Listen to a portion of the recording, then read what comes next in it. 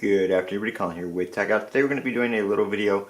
This is going to be a 2007 mid 2007 iMac and 2019. We're going to see how useful these things really are and really can be if you're looking for a computer on the cheap. I'm going to go ahead and boot this thing up while I talk. I am going to have to hold down the Option key because I do have a boot camp partition installed, so if I don't, it is going to try to boot to that. So we're going to go ahead and boot it up here. This is a Core 2 Duo. I don't know the processor speed, I'll have to check when it boots up.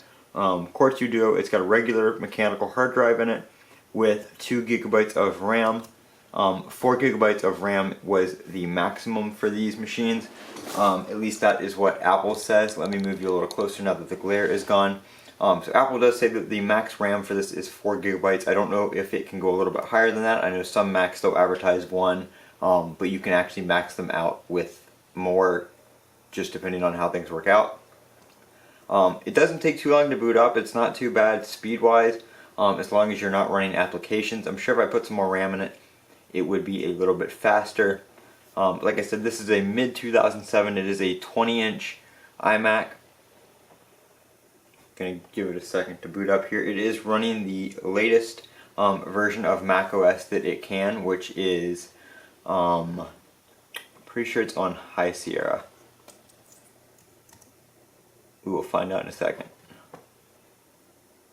So as you can see, it boots up pretty quickly for, running the oldest software that it can, or I guess technically the newest software that it can, and not being fully spec'd out. Sorry, it's on El Capitan.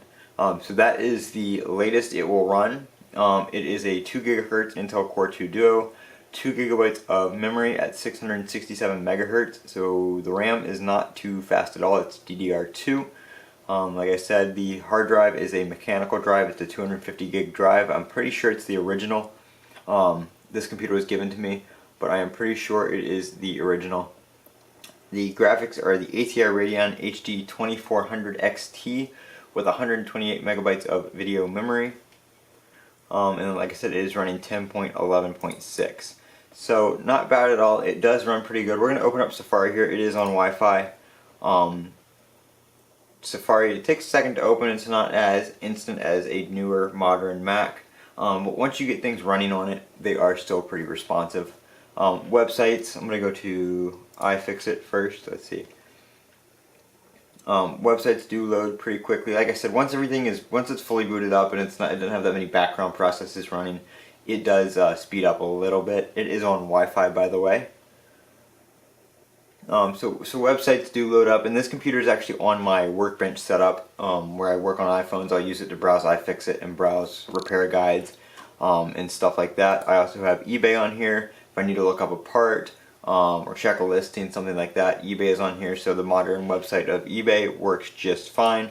Like I said, back to iFixit, you'll see here that it is a little bit quicker going back.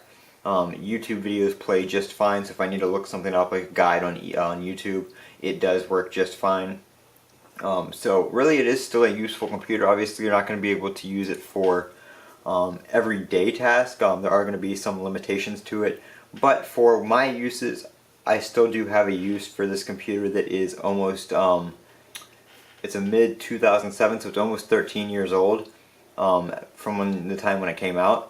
So for that, I mean, it's definitely gotten its money's worth. The previous owner had it until 2017, 2018, I'd say, and it was their day-to-day computer. And they upgraded to a new iMac, and they were going to throw this away, and they said, "Do you want it?" And I said, "Sure." So here it is. Like I said, it works perfectly fine, other than the software being a little outdated. Stuff like that. Hardware-wise, it is in perfect condition. There are no issues with it whatsoever. The hard drive's good, memory's good, screen's good.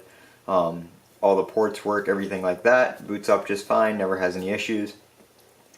You can upgrade the processor on these. I might upgrade it, I don't know. You can put the Core 2 Extreme in here, and then there's a couple other ones you can put in that are a little bit faster clock speed.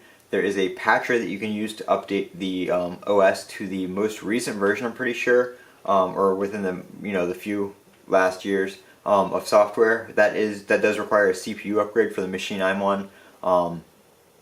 and then you can use that patcher to install an unsupported version of Mac OS if you wish. So this is a mid-2007 Mac in 2019. This has been Colin with Techout. Don't forget to comment, rate, and subscribe. And as always, have a great day.